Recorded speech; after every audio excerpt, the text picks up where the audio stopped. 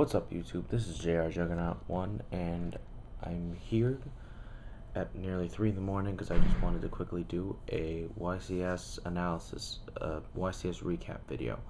Wanted to discuss my thoughts on, well, mainly two things. One being YCS Anaheim because it just ended, and two being that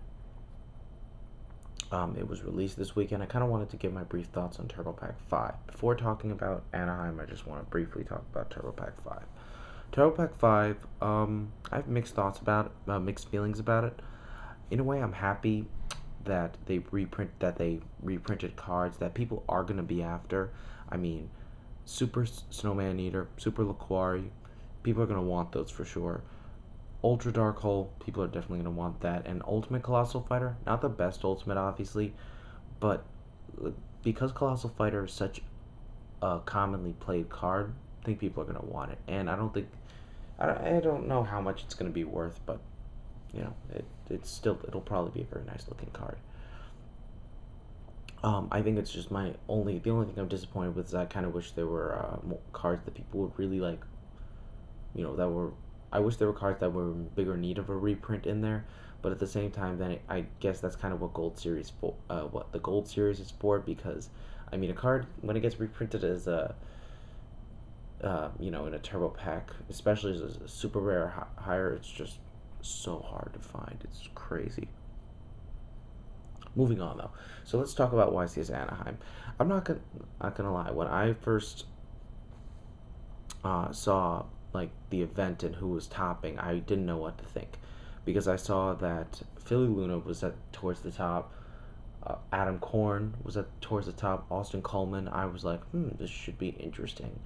And I remember thinking to myself, if people knew Adam Korn was like at the top tables after like round 5, they'd be like, I don't want this guy to win. Like, I don't want to get into that, but regardless, it was interesting to see that happening, because I don't remember what he was playing, but it wasn't anything I had seen him play before, so it was really fun. In terms of the outcome of the event, Angel Flores won once again after, 2 wins, both in California, both about, I want to say 6 months apart now, longer, like about 8 months apart from each other, I guess I want to say, because I believe he won in October, something like that. Yeah, won in October, so that's about, actually, yeah, I guess that's about 6-7 months later, but regardless, definitely interesting that he won, but I think it's even more interesting that he kind of used a deck that technically wasn't Miracle Gemini, as you guys will see on the website. He technically ran like Gemini again, but he did, I think in his side deck he had Miracle Fusions. I'm going to go into a video analyzing the deck to kind of talk about why I think it won and why I think it was just a good build overall, but again, that'll be another video once all the lists are posted. Definitely interesting, though, seeing his deck win, though, just because, I mean, he was running one of the most unique decks, I think. Not most unique, one of the more unique, just because this wasn't classified as Miracle Gemini different. It was just a different deck, and I was surprised and pleased to just, I guess I kind of wanted to see someone else win, but I guess I was more concerned that Six Sams didn't win. But I find it funny that I was like, some people might be thinking, oh, you were right about the deck that would win. No, I was not, because, I mean, again, this doesn't qualify as Miracle Gemini, so as far as I'm concerned, I did not make the right prediction, technically. What else, though, that was interesting? Yeah, Billy Brake. 10th time is not the charm, I guess. I mean, for those of you who didn't know, this was Billy Brake's 10th SJC YCS top, and a lot of people were saying that 10th top would be his first title. Sad that he didn't get it, but at the same time, I know he'll get it one day. Everyone does. He will. I mean, because the determination he has and the skill that he possesses, as corny as that might sound, it really is going to take him far. I guess it's just a matter of when.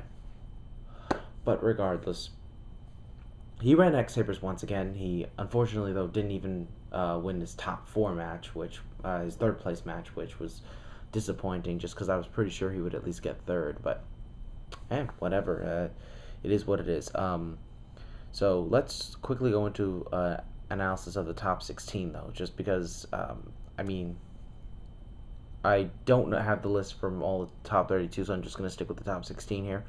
Let's see. First, we had Gary Garcia, who ran.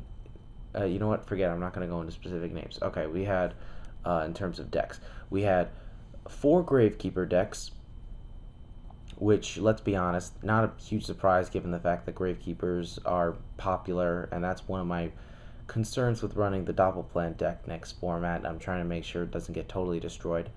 2 Miracle Gemini decks, 2 Six Sams, 2 X Sabers, 1 Light Gemini, 1 GB, which really surprised me because, let's be honest, how long has it been since a GB deck actually made top 32, let alone top 16? A Chaos deck, 1 Dragoonity, and finally 1 Chaos Plant Synchro deck. Yeah, Gravekeepers obviously maintained 25%, and then a bunch, Miracle Gemini, Six Sams, and X Sabers, only decks possessing more than 1. Gonna be honest though, the Absolute Zero deck, the Chaos deck, and the Chaos Plant Synchro deck, I'm very curious to see the builds for those, as well as Angel Flores deck, of course, the Light Gemini. Just because the Absolute Zero deck, I want to look at it and kind of get an idea of why it topped. And the Chaos deck, I know it's kind of like a Chaos Stun deck, but I'm just very curious as to, how aggressive it is and whatnot. And yeah, the Chaos Plant Synchro deck, it's just I want to see what made it different compared to other Plant Synchro decks. It's just something I'm always curious about. Notable names in the top 16, I guess. Mainly it's just we had Philly Luna. Everyone knows who he is. He's won, I believe, 4 or 5 events at SJC events. Crazy. Jonathan Weigel. I know most people aren't going to actually know him, but if you've looked at Austin Coleman's channel, Natsboy06, you've definitely seen him. Good player. I know he's definitely at least close to on par with Austin, but I really don't know that much about him, just that, he's top before. Obviously, Angel Flores, Billy Brake, and last but not least, Austin Coleman. I guess the notable people for the players that people will have heard of. Austin Coleman and Jonathan Weigel ran Gravekeepers. Billy Brake and Philly Luna both ran X Sabers, and of course Angel Flores running Light Gemini. A basic self-explanatory. I like the diversity that was in this event. I'm kind of disappointed that with the outcome, just in the sense that that Billy Brake didn't win, but I mean, it's definitely cool to see somebody win 2 events in a short period of time. But I'll be honest with you, and I know it's just, some people may not like that I'm saying this, but when I first heard about the top 4, I was like thinking to myself, okay, I want the finals to be Billy Brake versus Angel Flores, because then it's like no matter who wins, it's going to be an epic ending no matter what. And then I heard they were facing each other in the final 4, and I was like, God damn it! I was like so frustrated because that just kind of ruined the excitement of it, because I was kind of like, okay, top 4 is where we're going to have this epic match, and I'm like, even so, it's that's it pretty much. Regardless, still an interesting event to observe. We'll see what happens with prices and whatnot. Next event coming up is going to be YCS Orlando.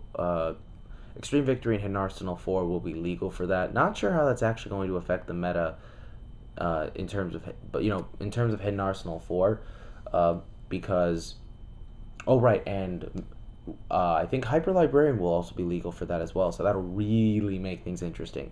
And I'll also be home for the summer by then. Woo! Yeah, but I'm interested to see that because the only thing in Hidden Arsenal 4 that there are 2 things in Hidden Arsenal 4 that I guess will really be important.